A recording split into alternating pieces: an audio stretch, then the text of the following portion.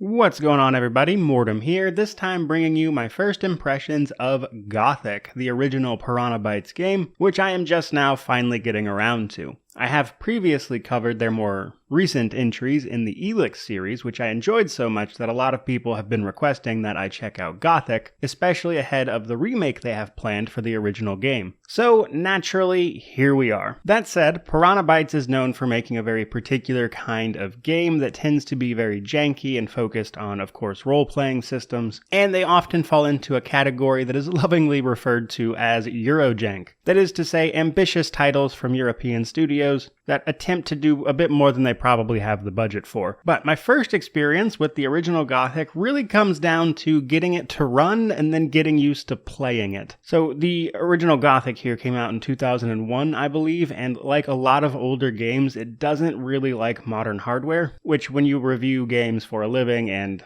especially a lot of older CRPGs, this is hardly much of a barrier to entry for me, as I'm pretty used to working with this at this point. However, Gothic 1 isn't as bad as a lot of other games in this regard, as a couple of years ago, Piranha Bytes actually added Steam Workshop support to Gothic 1, which allows you to download a mod directly on Steam's Workshop called Union that will fix most of the issues, give you modern resolutions, etc. It's absolutely still a bit of a quirky experience, but just doing that and having that mod update itself for you via the workshop support does a lot of the heavy lifting here. And after getting the game to reliably run for me, the next big hurdle was getting used to the game itself. It is probably the strangest set of controls I've ever seen in a game. So movement and things like that are straightforward enough, but Gothic 1 has an action button. However, the action button doesn't actually do anything on its own, but rather you press the action button and then another key which will actually perform an action. So this means if you want to attack, you have to unsheath your weapons, which is a separate button, and then to attack, you have to press action and a directional key. This also applies to looting. If you want to pick something up off the ground, you have to press the action key and the directional key when you have it highlighted, which is straightforward enough, but the game explains absolutely none of this to you, so you kind of just have to sort it out, which needless to say took me a while. So getting used to the controls took a couple hours, but now I'm feeling a little better about it and starting to run around. So once you've got the game up and running and you can actually play it, we can finally talk a little bit about the story itself. So Gothic takes place in a sort of dome where a bunch of prisoners have been sent to forcibly mine ore. They cannot leave as the magical barrier making the dome does not allow people out without killing them. The kingdom in which this situation is at war and needs the ore to make various weapons to fuel their war effort, and this is why they've been funneling prisoners into this magical barrier. However, the prisoners inside the barrier quickly overwhelmed their guards and have set up little thriving communities, if you will, where they trade their ore to the outside world for the things they need to survive, creating a bit of a lawless situation for the most part under their magical barrier, which is a relatively interesting premise. You are one of these criminals sentenced for something you maybe did or didn't do, that's up to you. However, when you're being thrown into the pit of sorts, you're given the potential to undertake a mission, which is to get a scroll to one of the mages that put the barrier up, who are all trapped inside it themselves. So you have to navigate the various machinations of the people inside the barrier to potentially fulfill your mission. That's the kind of setup for the game, which is relatively interesting, but in order to accomplish that, you're going to have to get stronger, as like most Piranha Bytes games, you start out incredibly weak. Most things can kill you very easily, and you're probably going to want to join a faction, do some side quests, and avoid combat a little bit until you get more geared up and ready to actually fight something. Needless to say, the actual combat is quite clunky. However, there do seem to be a few different options. I haven't quite unlocked them, but if you look at the character sheet, it mentions that magic will be available and that sneaking and thieving really are also potential options, and there are ranged weapons. So I'm looking forward to kind of testing all that stuff out and seeing how some of that feels, but as you might imagine, combat isn't really the best experience here, as I'm sure you can see on screen, and the character progression itself is also relatively simple. Every time you level up, you'll get skill points, which can then be used to train your attributes, which are just strength and dexterity, or potentially one of skills, which is a handful of fighting styles, bows, one-handed swords, two-handed swords, or one of the thief skills, that kind of thing. I don't know everything that's available, but that's the gist. So very simple character progression, but as long as you're gaining experience and leveling up, you'll start gaining more health and some of your base stats, and then you can increase your attributes, which will make you more effective and able to equip more equipment. But all of that stuff aside, to give some opinions from what I've experienced so far, it's a weirdly remarkable game. Despite all the quirks and everything, it is surprisingly charming. For starters, the voice acting is way better than it has any right to be compared to the rest of the game. And you are given a remarkable amount of freedom to basically do what you want. There are 3 factions for the most part. They send you to kind of the biggest one to get you started, but you can go other places and explore relatively freely. You can try to murder hobo things, though it might not necessarily go very well for you. And while the game is certainly clunky and unrefined, there's a lot more here than I was really expecting, which is surprising. And I'm looking forward to diving into it a little deeper, checking out more of the combat options, as well as exploring some of the map, because the map and playable area seemed relatively small, though obviously we shall see. That said though, it's going to take me a little while to actually dive into this one and finish it, as it is of course the week of Thanksgiving here in the United States, so I of course have a few family obligations, though I imagine this won't take too terribly long afterwards, so I'll probably have the review for this one done somewhere around the beginning of December. But there you go guys, first impressions of Gothic, Piranha Bytes' clunky cult classic. Certainly hope you enjoyed the video. If you did, like, comment, subscribe, all that YouTube jazz. Hope you're looking forward to the review. But regardless of all that, truly, just thank you so much for watching. I really do appreciate it. May you wander in wisdom and have an amazing day.